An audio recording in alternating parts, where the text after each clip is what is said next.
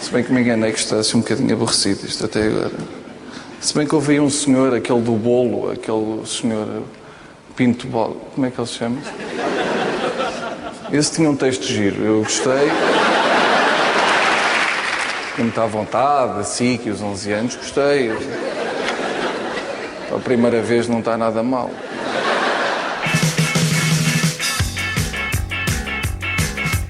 Nascido em janeiro de 82, Bruno Nogueira tornou-se conhecido do público português pelos seus dotes enquanto humorista, apresentador e ator nos palcos, na televisão ou na rádio. Bateu recordes no Instagram durante a pandemia e protagoniza hoje o podcast com o maior número de palavrões em Portugal. Aceitou agora, corajosamente, conversar com o filho do Senhor do Bolo, sketch que o lançou para o estrelato há 20 anos. E eu até lhes disse, se vocês querem jogar pelo seguro, ponham primeiro o Senhor do Bolo. Eu sou o Francisco Pedro Balsemão e este é o Geração 80, um podcast onde falo com a elite da década em que eu nasci, para provar como os anos 80 deram ao mundo a melhor colheita de sempre, apesar dos bigodes, dos chumaços e das permanentes. Venha comigo neste regresso ao futuro da geração dos livros, ambiciosos e sonhadores.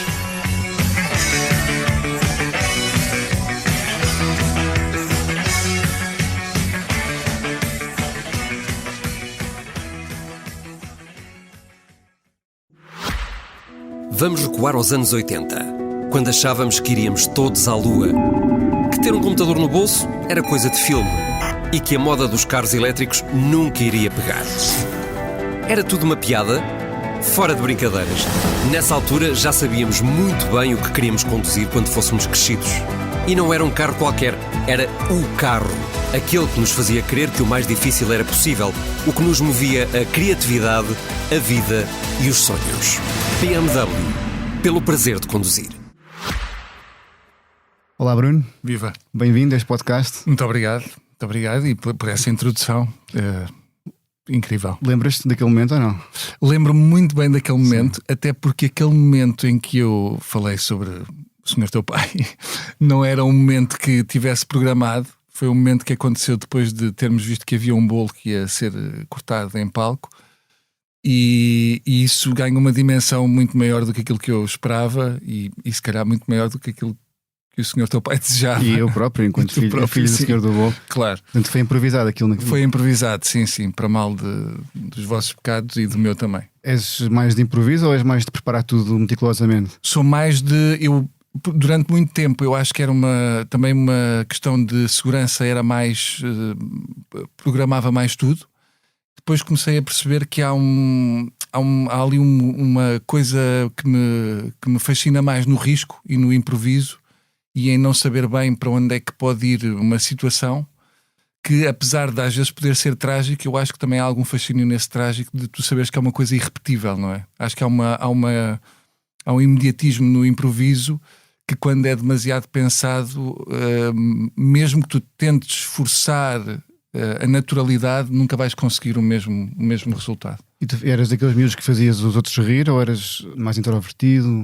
Eu era daqueles miúdos que fazia os outros rir e era mais introvertido, porque eu não tinha nenhuma habilidade, não era bom a desporto, não era bonito. Ainda isso mantém-se, graças a Deus. Tinha um corte de cabelo que o meu pai, não sei porquê, insistia que era interessante, que era assim cortada à tigela, o que se chamava a tigela, que era o Senhor Santos, ali perto do Marquês de Pombal, onde ele ainda hoje vai.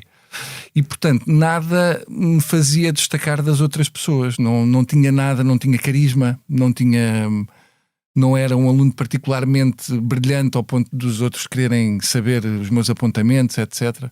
E comecei a perceber que ser disruptivo de alguma maneira chamava ali a atenção, que era uma coisa que eu nunca tinha sentido. E portanto essa chamada de atenção surgiu através do humor, mas foi uma coisa involuntária que eu não sabia que tinha em mim. E quem que era o teu primeiro público? O meu primeiro público eram os alunos, os colegas na escola, não é? Mas a primeira vez que eu senti que se calhar isto era um bocadinho maior do que só fazer rir colegas foi quando a minha professora de português, que eu já falei dela algumas vezes, é a Ana Zanatti, no 8º ano, se não estou em erro, pediu-nos para definir a nota, podíamos apresentar em palco uma peça ou uma conversa, ou o que quiséssemos no palco da escola.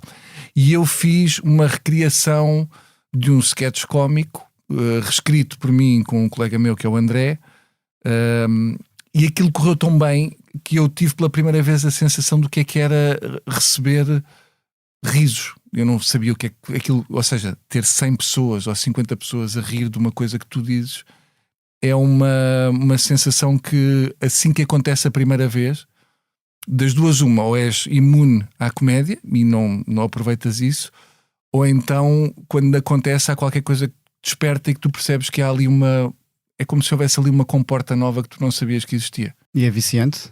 É muito viciante, sim. É viciante e é quase como se fosse um destino, não é bem uma coisa que tu escolhas, não é uma coisa que tu... Sei lá, esta conversa eu acredito que se calhar não, é um bocadinho chata no sentido em que toda a gente diz isto, mas é como se fosse uma coisa que te acontece, não é uma coisa que tu possas escolher ter. Tu não decides ser comediante, nasces com essa, não diria dom, mas nasces com essa cruz. Pronto. E sentes aquela pressão desde então até hoje de que se alguém está contigo que não te conhece, tens que fazer essa pessoa rir ou que tens que ser engraçado? Senti durante muito tempo. Eu acho que também a minha insegurança levava-me a que eu tivesse que provar que... É como se eu tivesse que provar a profissão que tinha fora da profissão, com pessoas, em almoços, em jantares ou em convívios. Mas essa pressão deixa-me muito desconfortável no sentido em que eu acho que naturalmente no dia-a-dia não sou uma pessoa particularmente engraçada. Acho que até muitas vezes sou um bocadinho mais pesada do que engraçada. Eu acho que o humor funciona para mim como um escape. É como se fosse uma porta de saída para às vezes para questões que eu não consigo resolver de outra maneira. E portanto ter que estar a fazer isso em esforço quando estou com outras pessoas, há colegas meus que fazem isso com muita naturalidade porque eles naturalmente têm isso neles. Para mim não é uma coisa natural. Há dias em que há outros dias em que me é muito difícil ir para esse sítio. Os teus pais apoiaram-te ou foram-te apoiando nesta tua carreira ou na tua evolução? Tu entraste no conservatório já com isto em mente, de ser humorista, ator? Eu não cheguei a entrar. Repara, a minha irmã tinha dito 4 anos antes que queria ser modelo. E eu tinha chegado então a um jantar em que tinha dito que queria ser ator. O que deves calcular foi uma alegria para aquela família. Uma modelo e um ator, 2 profissões ali sólidas. E portanto o meu pai durante muito tempo não compreendeu e não apoiou particularmente. A minha mãe fez aquilo que as mães fazem muito bem, deu colo e disse: pronto, se é o que tu queres, mas não consigo identificar onde é que isso está em ti, porque eu sempre fui muito calado e não mostrava isso em casa, não havia nada que eles dissessem: claro que este miúdo vai ser ator, é tão extrovertido. Sempre fui muito introvertido e portanto quando eu decidi ir para o conservatório fui fazer as provas, mas sem grande esperança. Eu sabia que a experimentar tinha que ser naquela altura. Não havia assim, não era de repente aos 40, 50 que eu ia. É possível, mas eu queria experimentar naquela altura. E os teus pais têm sentido de humor? Têm muito sentido de humor. O meu pai é do Norte e, portanto, tem naturalmente no sangue. É de onde o teu pai? O meu pai é do Bostelo, Penafiel.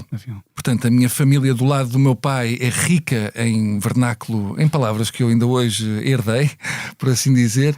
A minha mãe tem um imenso sentido de humor, mas é um sentido de humor que se tem vindo a revelar com a idade. A minha mãe era muito mais frágil há uns anos, curiosamente, quando era mais nova, do que é agora com os seus 77. Portanto, aquilo inverteu-se de certa maneira. Acho que o meu pai às vezes ficou um bocadinho mais sombrio e a minha mãe ficou mais ligeira. E vocês têm piadas só próprias que só vocês acham piada? Sim. Não, o meu pai tem várias. O meu pai eu acho que o meu pai consegue uma coisa extraordinária, que consegue chegar a um sítio, a um restaurante e fazer com que toda a gente que trabalha naquele restaurante fique amiga dele. Eu acho que isso tem a ver com o humor dele, que faz sempre questão de dizer que nada está bom naquele restaurante e as pessoas começam a perceber, a comprar aquela linguagem e começam a fazer parte da vida dele. E portanto não é pouco comum que o meu pai esteja sempre rodeado num restaurante de toda a gente que trabalha no restaurante, para mal do restaurante. Mas não temos assim nenhuma... O meu pai tem muitas coisas dessas com pessoas que o rodeiam, mas em família acho que não. Como é que os teus pais também te inspiraram fora desta parte? Ou seja, apoiaram-te, deram-te colinho, como tu disseste, Tu também temos, sei lá, por exemplo, políticos, sociais, tens também uma costela que herdaste dos teus pais? Olha, eu tenho, eu acho que herdei, e eu acho que só com a idade é que fui percebendo isso, o que é que herdei de cada um.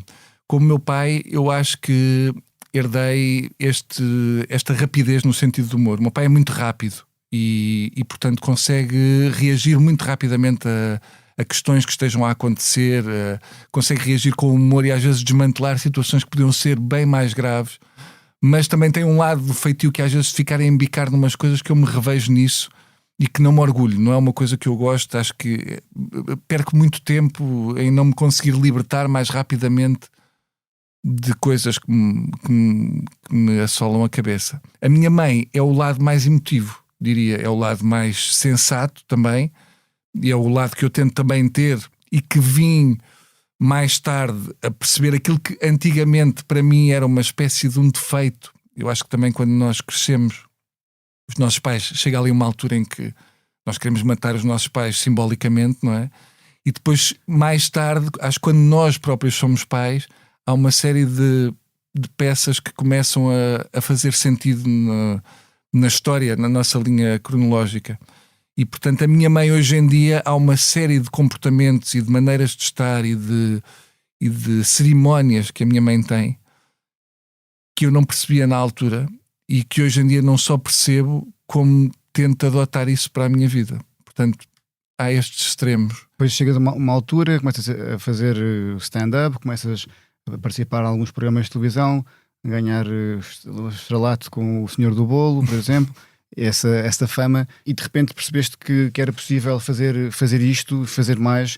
Hoje em dia já és multifacetado em várias plataformas diferentes. O que é que dá mais gozo? É estar em palco? É a parte da criação? Ou é de atuar? Ou é tudo?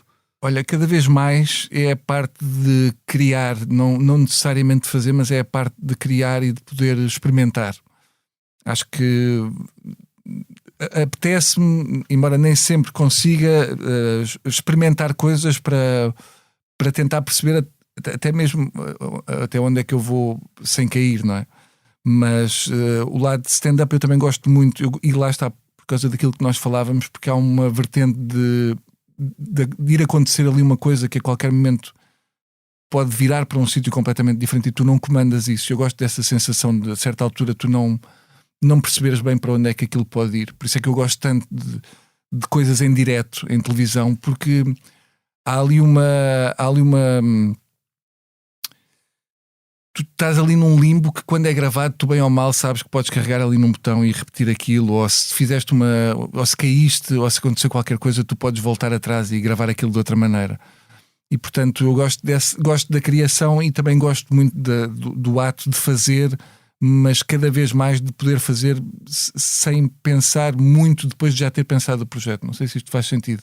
Pensar quando faz sentido, mas depois deixar isso sem tantas equações. Há bocado dizias que as coisas acontecem e eu percebo, mas ao mesmo tempo, para mim, por exemplo, enquanto gestor, vou-me atualizando através daqueles livros de gestão que eu não leio, mas que os gestores leem, e um advogado vai lendo códigos que vão sendo também atualizados e vão sendo anotados. Mas um humorista não pensa muito sobre como é que um humorista, e não só, mas a parte do humor em particular, como é que tu te vais atualizando?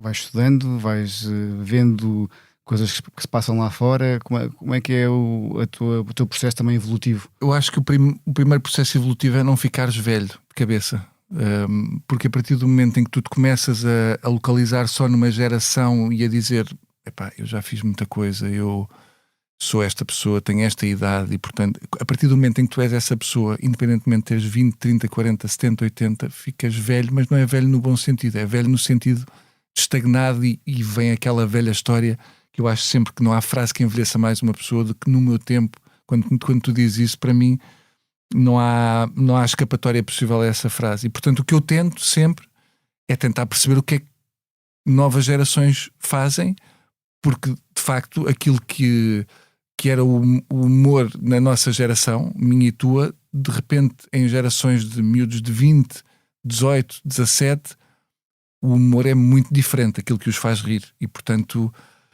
é tentar perceber, e depois tens uma escolha, que é, eu apetece-me fazer parte deste comboio que faz este tipo de humor ou não, mas pelo menos eu sei que ele existe. E depois é uma escolha se achas que te vai estar a corromper de alguma maneira se estiveres a fazer em função daquilo que uma nova geração espera que seja o humor. Tu sentes também que, à medida que o tempo vai passando e há mais tecnologias e há mais plataformas à nossa disposição, e também há esta fragmentação que tu falavas, públicos mais novos, públicos mais velhos, tu sentes que isso é uma oportunidade ou é um problema? De haver vários públicos. Públicos ou seja, tu hoje em dia tens um podcast, tens feito televisão, tens feito teatro, isso obviamente que dá de coisa, mas ao mesmo tempo vês isso como disseminação, essa fragmentação de públicos e de plataformas como algo que te possa, enfim, um dia acabar por esgotar também. Eu acho que permite-te experimentar várias coisas. Isso é uma lá está. Eu no início não havia esta possibilidade. No início, quando eu comecei, não havia a possibilidade de tu te espraiares assim em tantas áreas como há hoje em dia. Eu, por exemplo, o podcast, quando faço, aquilo dá-me imenso prazer e eu não te sei bem explicar porquê. Eu acho que tem que ver mais, sobretudo, com a liberdade de eu poder fazer uma coisa em que diretamente, desde que eu falo até que vai para o microfone, até que depois vai para as plataformas, a única pessoa que está a tomar conta daquilo sou eu.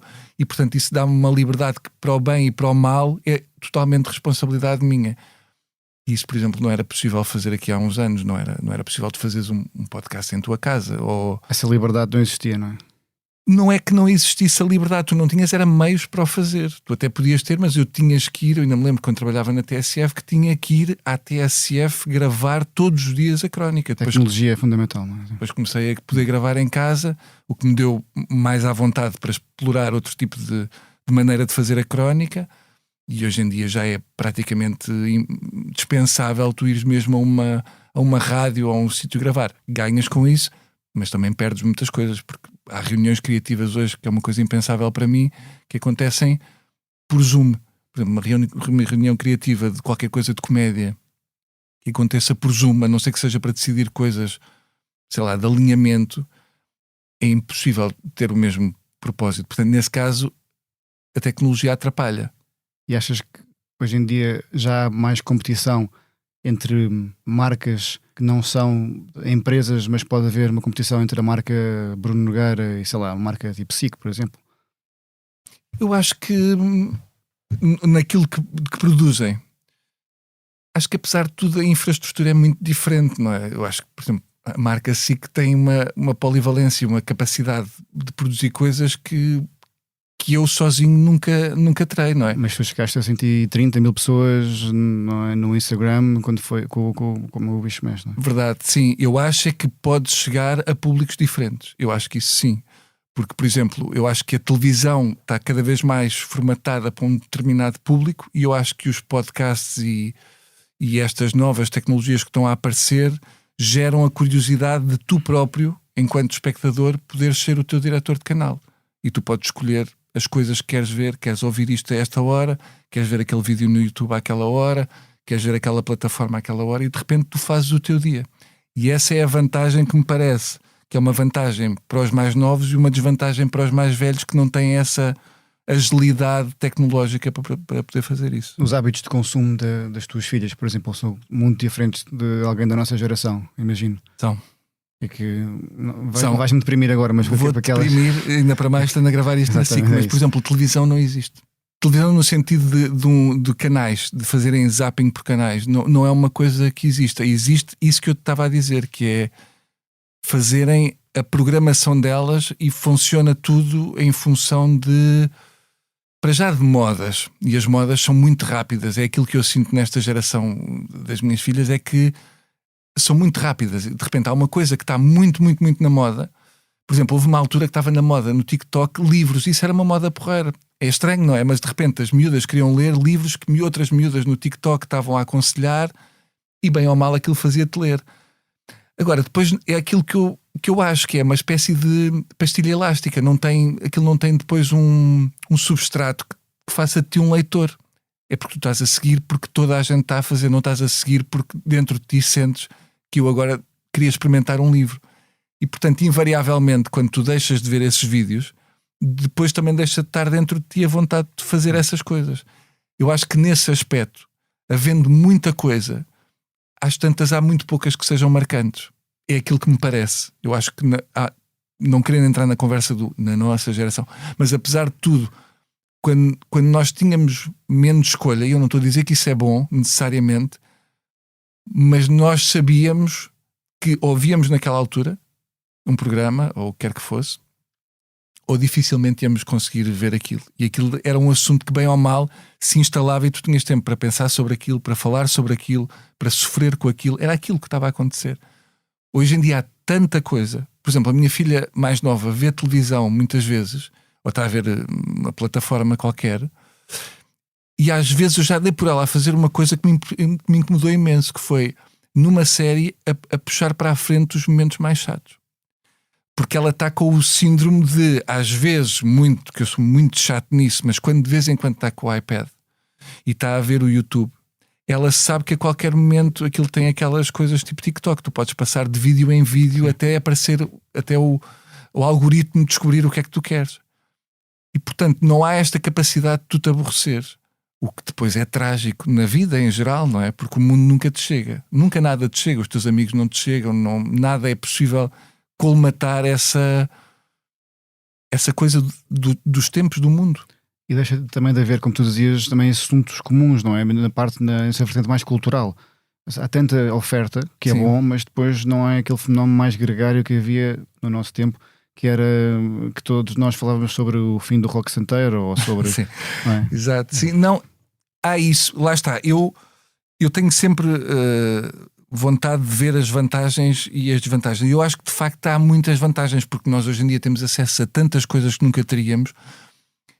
A desvantagem eu acho que passa mesmo pelo facto de nada cimentar. Acho que as coisas são modas mais instantâneas e não sei se é isso que está certo ou que está errado. A mim, talvez por vir de uma altura em que as coisas tinham mais tempo para assentar, faz-me um bocadinho mais confusão a ideia de que quando eu estou a falar às vezes, mesmo quando eu estou às vezes a conversar com ela, eu sinto que estou num casting, que é, se isto não tiver a ser particularmente interessante, a qualquer momento nós vamos mudar de canal interior, vamos puxar outro assunto.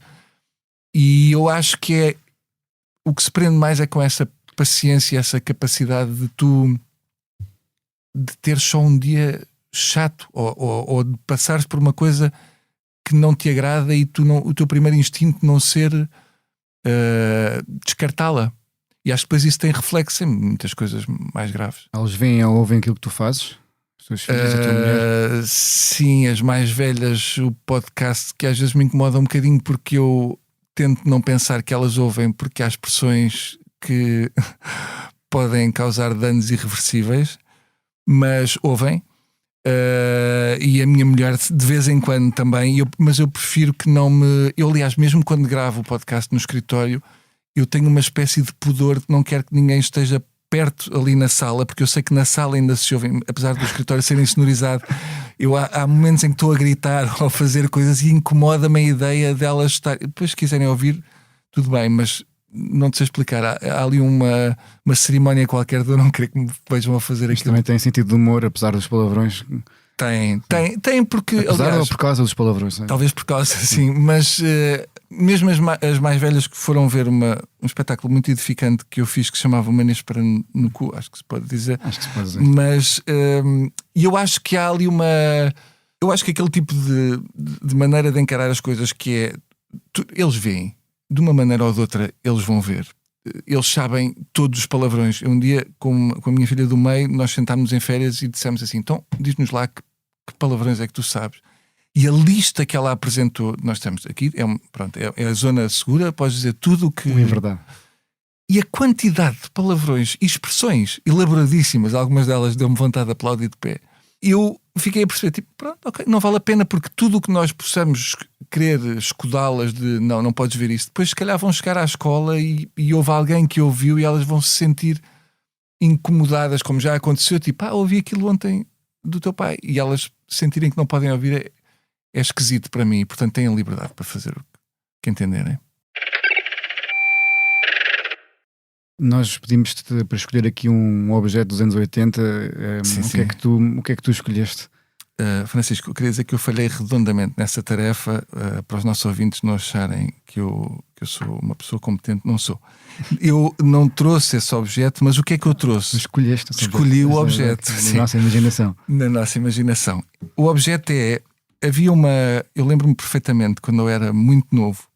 Tenho assim flashes. A minha memória da minha infância eu não consigo bem organizá-la cronologicamente. Mas eu tenho muitos flashes, e um deles que eu tenho nítido é eu no chão da sala da casa dos meus pais, a televisão a dar, provavelmente eu acho que era aquilo que dava muitas vezes e ainda dá de vez em quando, que é documentários de animais, da vida selvagem. E eu a jogar uma consola Nintendo verde, que era do Popeye. Verde? Verde, que eu até... Vamos fazer de conta que eu tenho mesmo o objeto e vou-te mostrar, e tu dizes, este objeto é lindo. É lindo, espetacular. E então, eu perdi isto nas mudanças quando os meus pais mudaram de casa. E falei sobre isto com 2 amigos meus, que é o Filipe Melo e o Nuno Marco. E um dia o Filipe ligou-me e disse, olha, temos que ir falar com o Marco, passa-se uma coisa, eu vou-te buscar a casa. E mal eu cheguei ao carro, ele estava em FaceTime com o Marco e eles tinham comprado exatamente a mesma consola, não exatamente a minha, mas tinham ido a um site de coisas em segunda mão e tinham encontrado exatamente aquela consola com que eu jogava, com que era miúdo. E a memória auditiva é uma coisa incrível, porque mal eu carreguei no botão e aquilo tinha um sonzinho, basicamente tinhas de dar socos no Bruto, acho que era o Bruto, não era? E tinhas que salvar a Olivia. E aquilo tinha uma musiquinha que mal eu ouvi aquilo, fiquei outra vez com, para aí, 7, 8 anos e aquilo comoveu-me imenso. O gesto deles e ter ouvido novamente aquela música. Tens um grupo de amigos, alguns deles conhecidos, disseste agora, o Nuno Marco, o Filipe Melo, entre outros. Esse tipo de valores são valores que achas que vêm também de um tipo de uma geração como a nossa, ou que achas que é algo que é mais inato teres esse tipo de amizade? E acima de tudo, qual é que é esse tipo de características que tu mais valorizas neste tipo de amizade, que acho que as pessoas vão conhecendo já estas tuas relações fortes? Sim. Não, eu acho que em relação a ter amizades, eu acho que é uma coisa transversal. Por acaso isso gosto de ver nas miúdas e nas gerações mais... Eu acho que ou tu és uma pessoa de amigos ou não és, e não tem que ser de muitos amigos, mas independentemente da idade que possas ter. Por exemplo, o meu pai tem imensos grupos de amigos, mais do que eu. Eu, se calhar, houve uma altura em que tinha mais fome de afirmação e então queria-me fazer próximo de várias pessoas, porque era como se isso me validasse, não é? Como se isso fosse uma maneira de eu ter corpo e de existir e de ser alguém. E depois, ao longo do tempo, não só vais percebendo que uma amizade... Por acaso, no outro dia, uma das miúdas estava a dizer, mal tinha entrado para a faculdade, disse, já fiz imensos amigos, e eu de repente fiquei a falar um bocadinho sobre esse conceito de tu na primeira semana fazeres amigos, conheceste pessoas novas que idealmente, se tudo correr bem, vão ser teus amigos, porque senão depois tu tens que descer de ranking a palavra de amigo para pessoa que afinal já não é uma coisa dolorosa. Mas tenho muitos amigos e acima de tudo tenho uma coisa que me dá bastante segurança, que é, tenho muitos amigos de quando eu andava não só na primária como na secundária, e essas são as pessoas que eu... E cultivas a amizade? Cultivo, eu sou muito chato nisso. Às vezes acontecem uma espécie de testes interiores de tu perceberes que algumas pessoas, se tu não cultivares, aquilo seca, que é uma coisa que também não aconselho muito o exercício, porque às vezes é um lidar com a realidade que nós achamos que vai sempre, que nós estamos a fazer parte de um todo, e nós percebemos, ok, então se calhar fui eu que desafiei estas últimas 6 vezes, o que é que acontece se eu agora não desafiar? E percebes que às vezes as pessoas demoram um bocadinho de tempo até sincronizar, que é, agora tenho eu o papel ativo. E eu às vezes tenho culpa nisso, porque eu sou bastante proativo em estar e em telefonar, porque há imensa gente que se incomoda com o ato de telefonar, porque hoje em dia há mensagens, para que telefonar? Mesmo mensagens de voz no WhatsApp, às vezes pensam, agora tenho que ouvir. E eu gosto de ouvir, porque acho que através da voz tu percebes muito mais sobre uma pessoa do que aquilo que ela te está a dizer. consegues perceber se ela está bem, se está mal, eu consigo perceber se o meu pai, a minha mãe, os meus amigos estão bem ou mal, e tu por mensagem consegues falsificar o teu dia. E portanto eu invisto muito nisso e invisto muito acima de tudo em estar presente e em marcar almoços e jantares, porque acho que é uma coisa que está cada vez mais em desuso, mas é uma coisa da qual eu não estou disposto a abdicar, de estar presencialmente com as pessoas várias vezes. Mais do que elas querem, provavelmente. És uma espécie rara hoje em dia, cada vez mais as pessoas que têm essa aversão a usar o telemóvel ou o telefone para falar, não é? Sim, eu acho que está. Ainda no outro dia estava a ler uma crónica do Miguel Esteves Cardoso, de quem eu gosto muito, mas essa crónica por acaso fez-me um bocadinho de confusão, porque era precisamente a falar sobre esta coisa de quase ser má educação telefonar a alguém hoje em dia.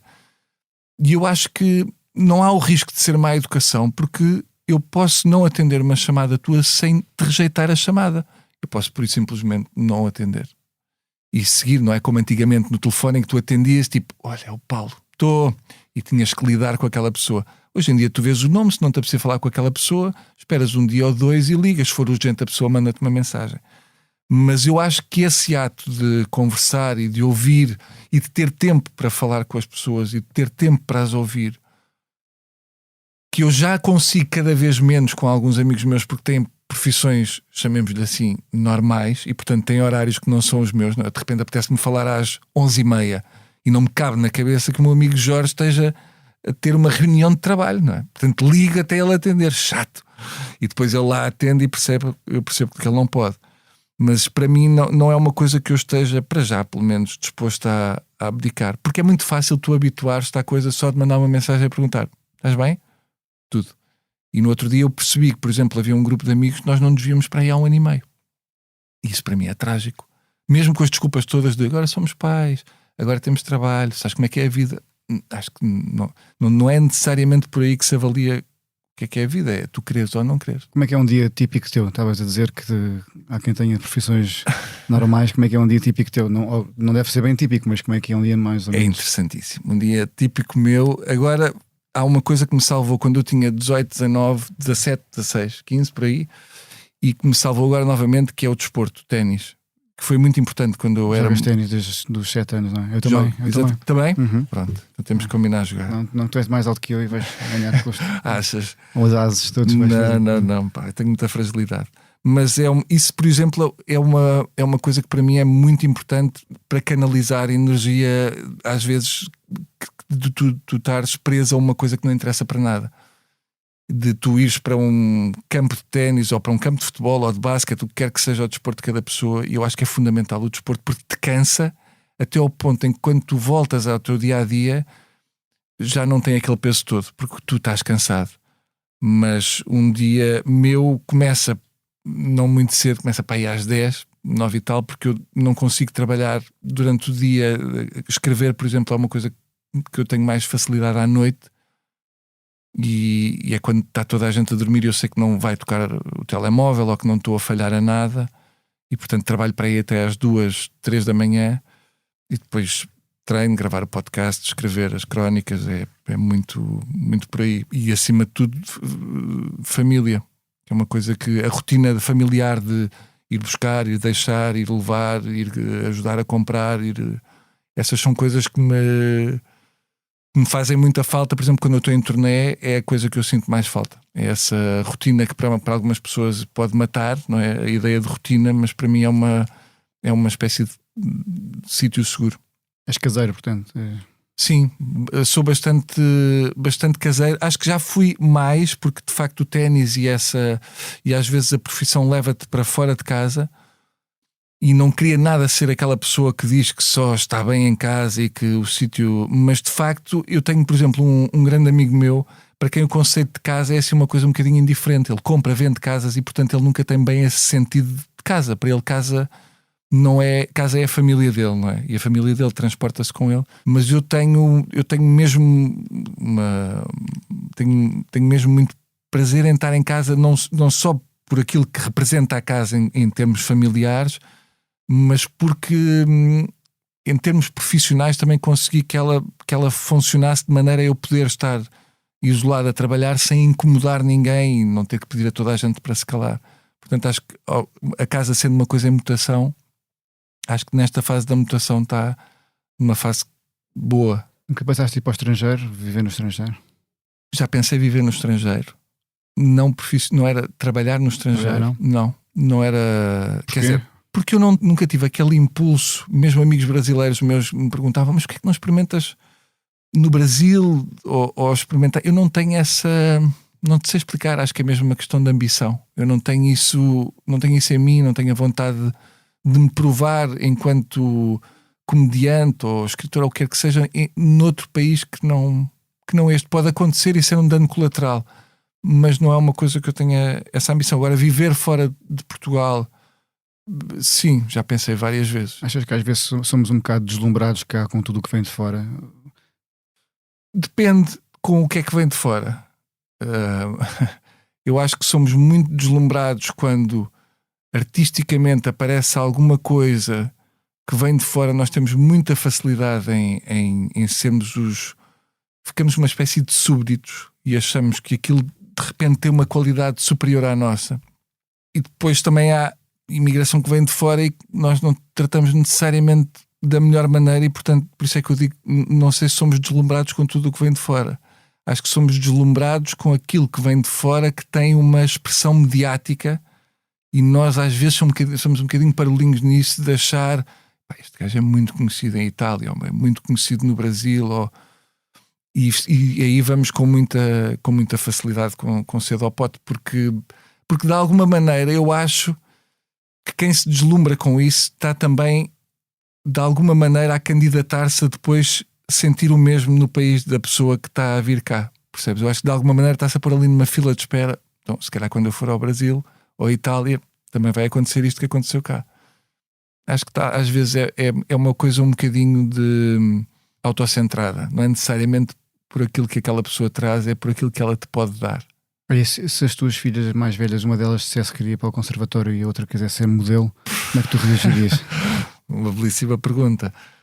Não tinha, quer dizer, eu saberia a dificuldade que é e a percentagem de sucesso que há em alguém que queira uma profissão desse género. Portanto, a única coisa que eu faria era dar-lhes o lado que eu conheço dessa profissão, mas jamais seria incapaz de impedir que elas seguissem aquilo que bem entendem. Mas não ia deixar. Eu acho que é muito perigoso aquela coisa de tu dizeres que tudo o que os teus filhos querem é maravilhoso, tudo o que eles fazem é maravilhoso e tudo aquilo que eles querem seguir é maravilhoso. Eu acho que o problema disso é que depois o mundo encarrega-se de lhes mostrar que aquele maravilhoso todo que tu prometeste não corresponde à realidade. E portanto eu às vezes dou por mim a ser um bocadinho mais duro no retrato da realidade. Não é para ser o desmancha-prazeres, é só porque de facto acho que há um problema de haver muita gente de cristal hoje em dia que não aguenta o mundo beliscar ou haver uma rajada de vento que não estava bem programada. E isso muitas vezes é porque os pais os estão a colocar num sítio tão protegido que depois o mundo é muito mais agressivo do que deveria ser. A minha filha mais nova tem aulas de desporto e eu a certa altura perguntei à professora qual era a coisa mais difícil no ensino àqueles miúdos de 8, 9 anos, 10 anos, e ela respondeu-me os pais, que era uma resposta que eu não estava à espera de ouvir. Não é ensinar o desporto, não é a concentração dos miúdos, é os pais, cada vez que sentem que o filho ou está em perigo, ou estão a puxar muito por ele, ou estão a abusar um bocadinho, a serem um bocadinho mais autoritários com o miúdo, intervêm, os miúdos sentem, ok, se os meus pais estão a intervir é porque isto de facto é demais, portanto posso-me dar ao luxo de não cumprir o que esta professora me está a pedir, portanto vou só borregar e seguir e não vou arriscar até onde esta professora acha que eu podia ir. E isto, que é constantemente estar a pôr etiquetas no mundo e a pôr faixas à volta, a dizer, olha, aqui não te esqueças que há um buraco e ali há uma rajada de vento e amanhã é capaz de estar a chover, portanto tens que levar um chapéu de chuva. Isto faz com que tu sintas que estás a ser um belíssimo pai ou mãe, e não acho que seja por mal, mas em contrapartida o que está a acontecer é que essas pessoas não estão a ser capazes de descobrir por elas próprias. Portanto, de repente aquela rajada de vento que era suposto vir dali e vem do outro lado, é um choque tão grande que a única maneira que tu tens de fazer isso é revoltar-te contra o mundo e achares que o mundo é injusto. Porque é como se não te tivessem dado... É como se estivéssemos a jogar um jogo, mas os autores do jogo, são os teus pais que estão ali em casa a dizer-te as regras, não te disseram todas. Disseram, olha, se tiveres algum problema, telefonas e eu explico-te as regras. Não, mas eu quero saber quais são as regras quando eu estiver lá. Imaginem, vou viajar, estou sozinho, o que é que eu faço? Ligas. Não, mas eu não quero. E essa dependência, muitas vezes, de um mundo almofadado é trágico depois na vida real. E acho que isso depois leva a que haja muitas gerações, independentemente da nossa ou não, mas muitas pessoas de muitas gerações que sentem que lhes é devido uma coisa que nunca lhes foi prometida, a não ser em casa. Mas isto está-me um ótimo lead para a minha pergunta final, Ok. a pergunta com a qual acaba o podcast, que é porque é que a geração de 80 é a melhor geração de todas? A melhor de todas, claro. Eu não sei se é a melhor de todas, Francisco, mas eu sei que isto que nós estamos a falar, que eu estava a falar agora, porque eu acho sempre perigoso, como te disse no início, aquela coisa de nós acharmos sempre que a nossa geração é a melhor. Acho que isso automaticamente faz com que outras gerações criem anticorpos à nossa. E portanto eu acho que a nossa tem muitas coisas boas, tem muitas coisas menos boas. Eu acho que há muitas coisas que as gerações mais novas estão agora a tentar reivindicar, que fomos nós que de certa maneira as provocámos. Mas acho que apesar de tudo há uma resiliência e uma capacidade de insistir num objetivo e uma espécie de carapaça contra as adversidades do mundo, que às vezes me assusta, e eu contra mim falo também, porque também sou pai de crianças ou adolescentes que são dessa geração mais nova. Mas eu acho que a fragilidade com que algumas pessoas mais novas lidam com o mundo faz com que depois elas queiram reivindicar que o mundo seja da maneira que elas entendem que deve ser. E isso faz com que o mundo seja um sítio impossível para essas pessoas de viver sem estarem constantemente a reivindicar. E eu não estou a dizer que seja mau reivindicar as coisas em que acreditas.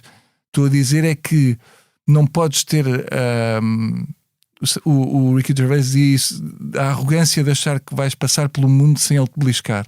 E eu acho que isso é de uma tremenda arrogância. E nós tínhamos menos isso? Nós tínhamos uma coisa que logo à partida que nos obrigava a desenrascar-nos, que é, eu quando era novo ia passar férias à casa da minha avó, eu não tinha telemóvel, eu saía de manhã e dizia chega a hora do almoço, e saía depois do almoço e dizia chega ao final da tarde.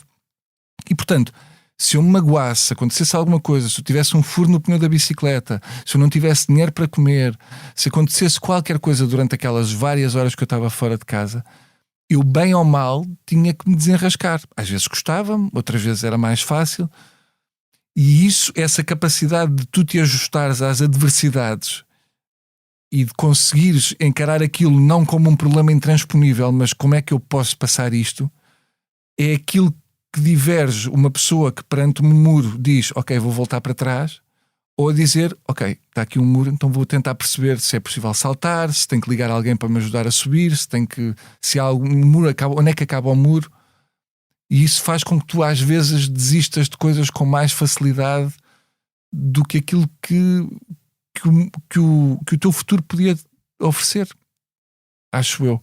Não quero parecer velho com esta conversa, percebes? A linha é muito ténue, mas acho que... Mas a geração de 80 somos um bocado velhos, já não somos... Já somos, claro, absolutamente. Mas eu tento... Mas sábios.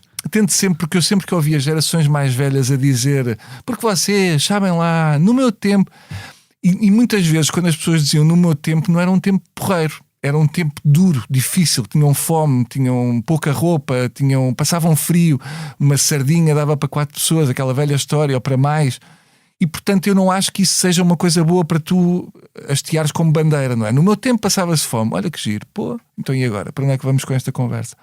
Mas, por outro lado, acho que apesar de tudo havia uma resiliência qualquer.